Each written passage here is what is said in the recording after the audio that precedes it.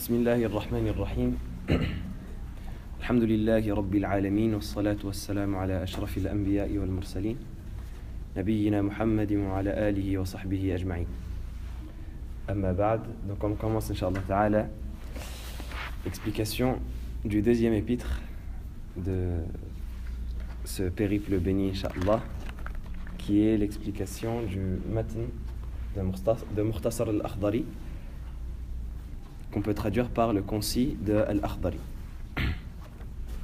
Donc premièrement, ce matn, cet épître-là, c'est un matn de base dans la matière du fiqh, de la jurisprudence, et plus particulièrement de la jurisprudence de l'imam Malik, rahimahullah, c'est-à-dire la jurisprudence selon l'obédience ou l'école de l'imam Malik, rahimahullah.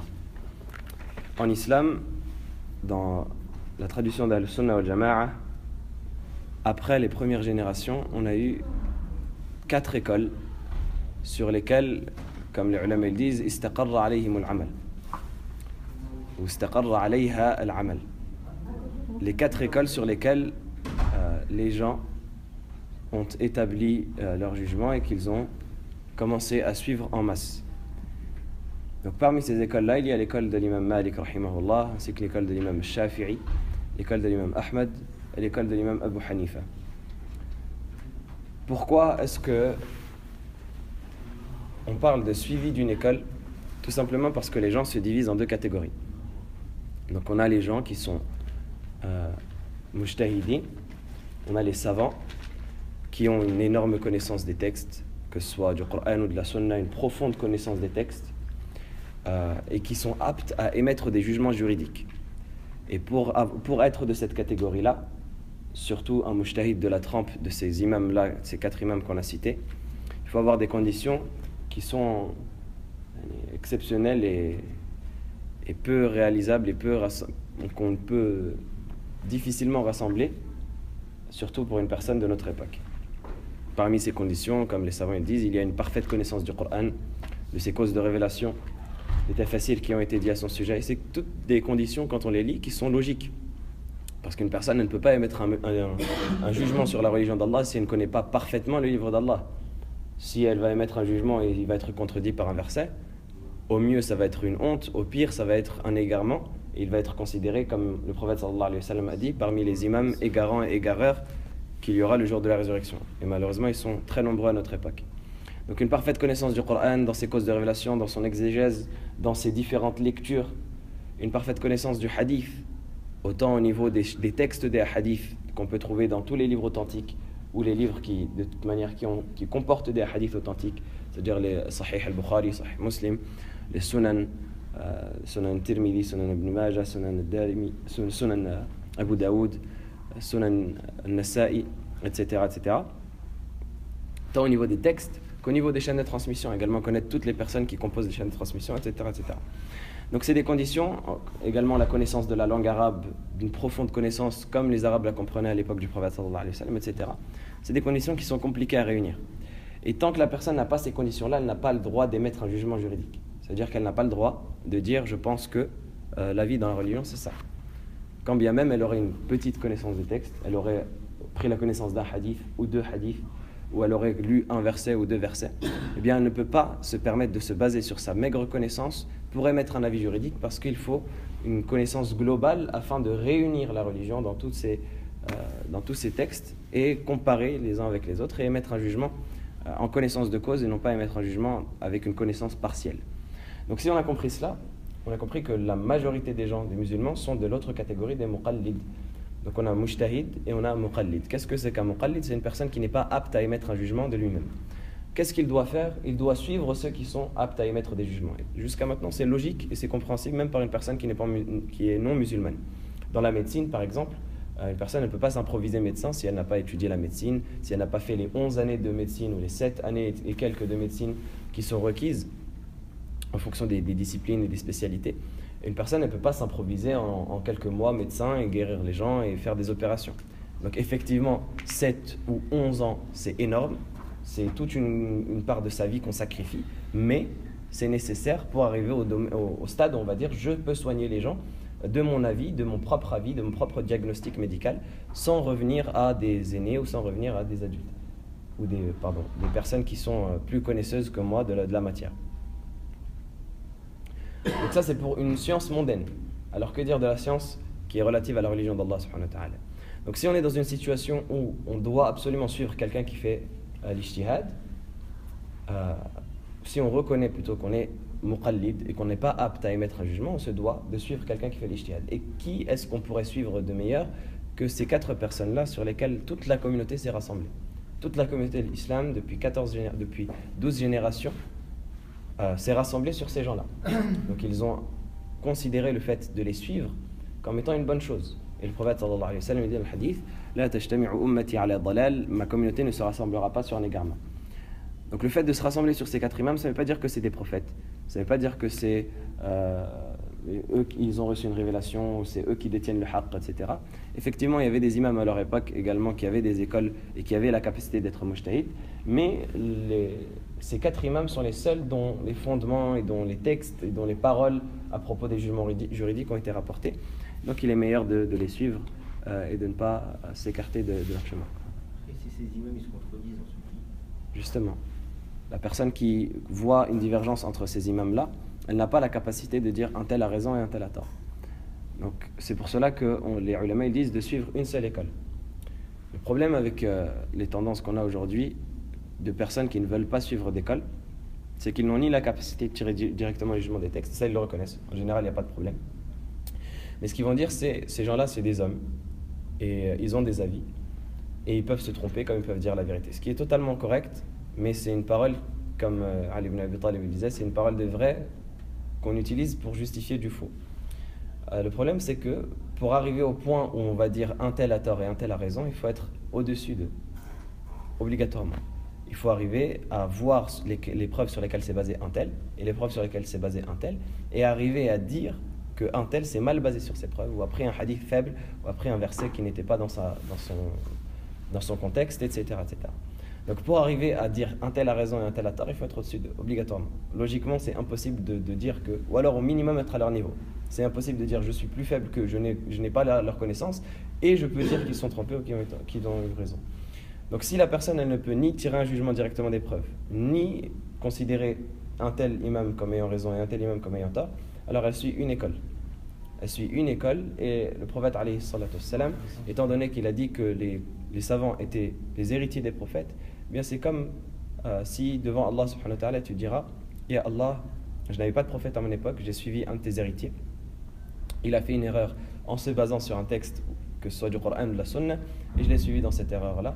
Ya Allah, je me dédouane de cela, et Allah subhanahu wa ta'ala il pardonnera, étant donné que le prophète sallallahu alayhi wa sallam lui-même il a dit إذا اجتهد الحاكم إذا حكم الحاكم فاجتهد, lorsque le juge émet un jugement en se basant sur un effort d'interprétation et qu'il a bon dans son jugement, eh bien il a 2 récompenses, et s'il se trompe, il a une seule récompense. Donc c'est tout le but et l'intérêt de suivre une école juridique et de ne pas sortir de cette école-là. Parce que aussi ces gens-là, qu'on observe dans cette nouvelle tendance qui mélange un peu entre les écoles, ils ont tendance à dire aussi, moi je pense que on peut rassembler le bien de toutes les écoles et écarter les erreurs qu'ils ont fait de toutes ces écoles-là. Donc comme on a dit déjà, le premier problème, c'est comment est-ce qu'on détermine si un savant a fait une erreur ou si il a eu raison sur ce sujet-là. Et deuxièmement, le problème, c'est que ça ouvre une porte de jeu avec la religion. Donc on a des gens aujourd'hui qui picorent dans les écoles. Ils te disent, bon, moi sur ce sujet-là, je vais prendre l'avis de Malik.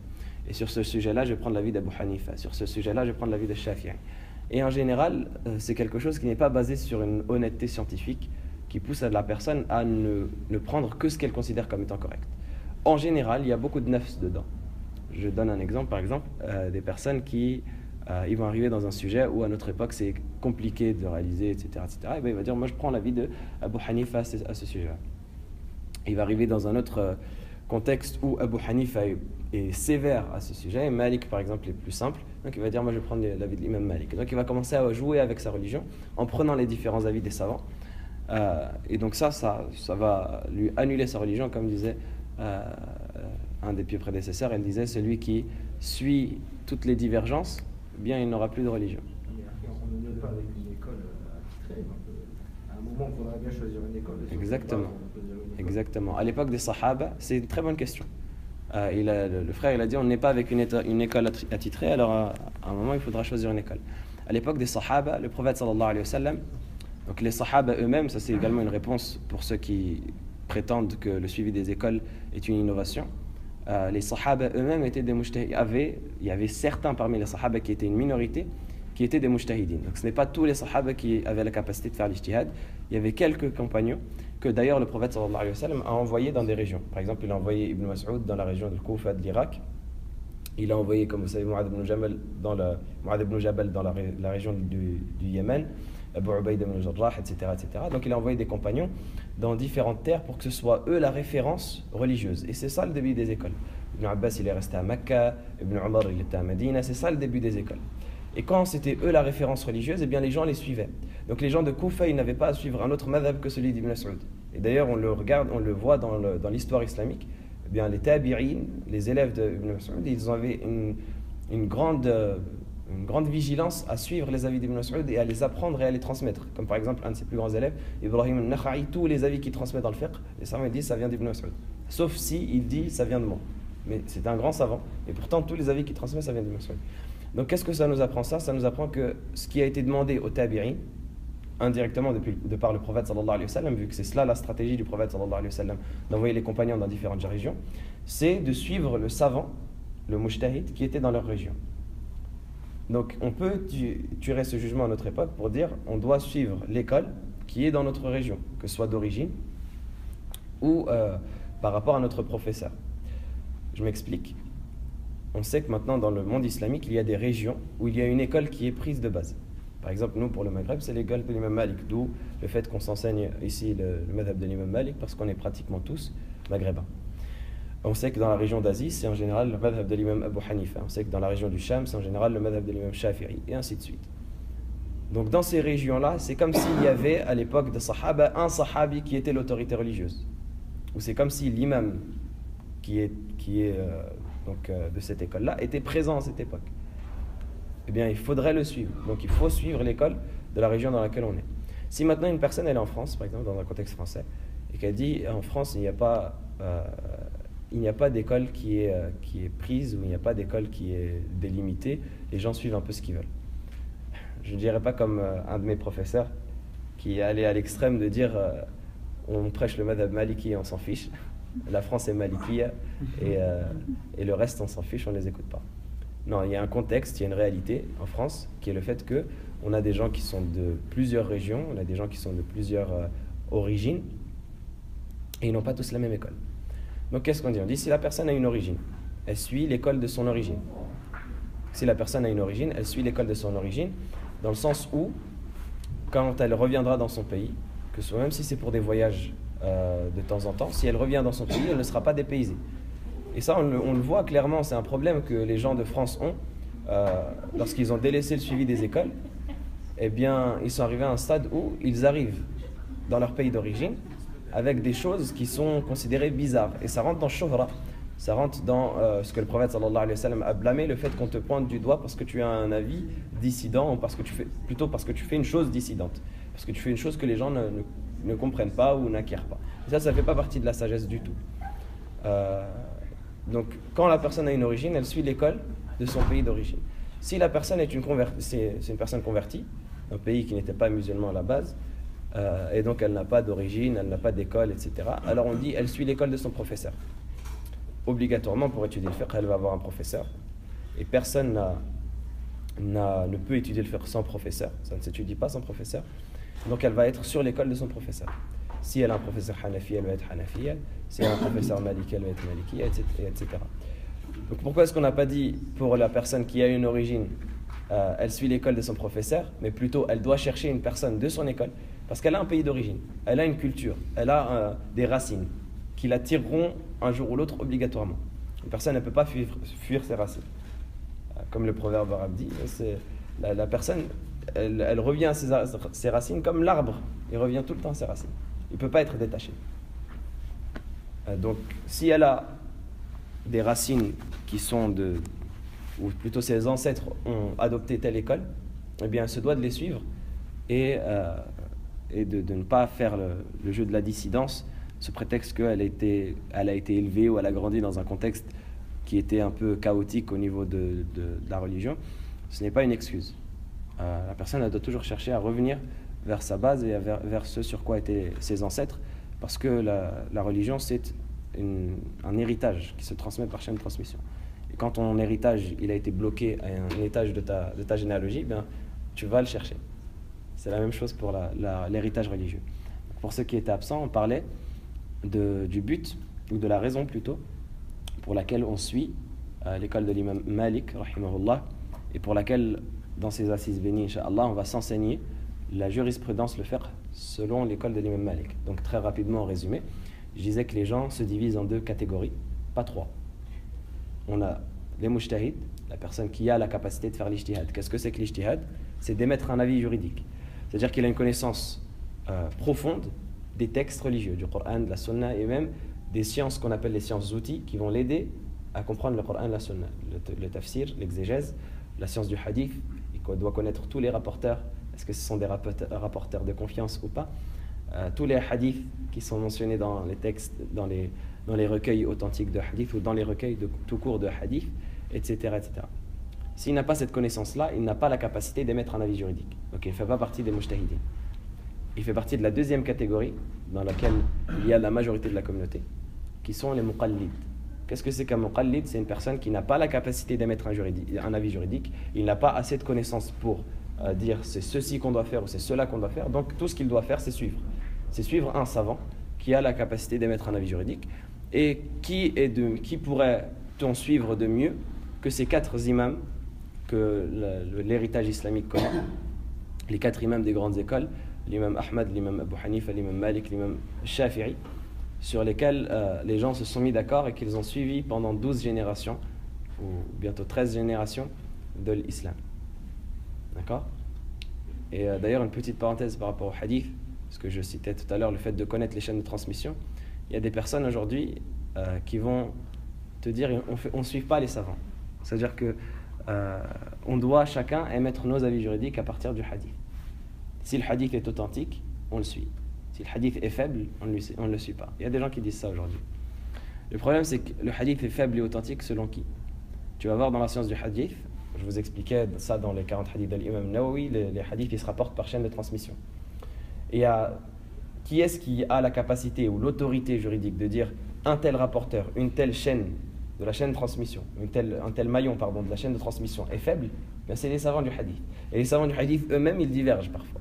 Tu as Yahya ibn Ma'in, Ahmed ibn Hanbal, Ali ibn al-Madini, tous ces savants-là, par exemple, qui étaient des grandes autorités, al-Bukhari également, des grandes autorités de ce qu'on appelle le jarh wa ta'dil, la critique et l'éloge, qui vont dire un tel rapporteur il est faible, un autre rapporteur il est de confiance, et bien eux-mêmes ils divergent.